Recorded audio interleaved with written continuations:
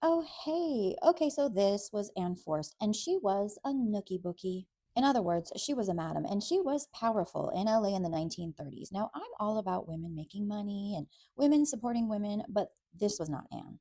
You see, because Anne was a real itchba. She was not kind to her girls, not kind at all, and it all came back to bite her. We're talking Hollywood in the 1930s. There were clients galore. Think studio heads, actors, politicians, other powerful people. And Anne kept a little black book with all of her clients' names, so she thought she was untouchable.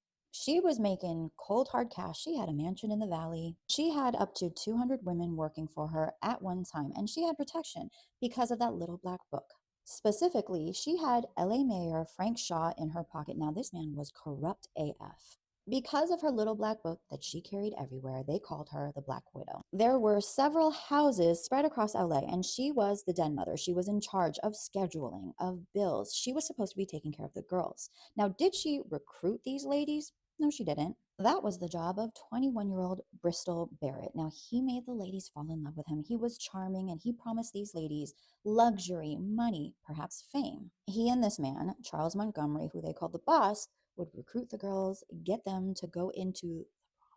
Once there, the Black Widow was supposed to be taking care of these ladies, but she was rude. She was mean. She was taking all their money and she was double and triple booking them a day. One day in 1940, this woman, Maxine Rail, calls the cops and she's like, "Me and another chick are being held at this splash house. Come and save us immediately." So the cops go and they raid the joint.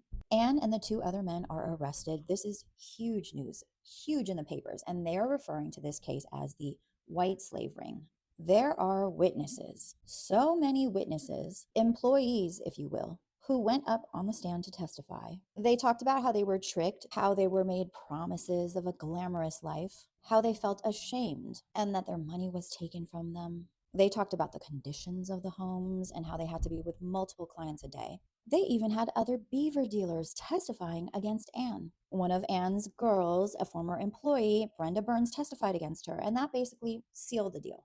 Anne was sentenced to 10 years. She served something like 5. She got out, she got married, and she was running hotels with her husband in Nevada until the early 1990s. Imagine how different this would have turned out if she was just a girl's girl and was a little bit more kind. Remember how I just mentioned Brenda? Well, she took note. She went on to become an even more successful mattress manager. Let me know if you want a part 2 and follow along for more.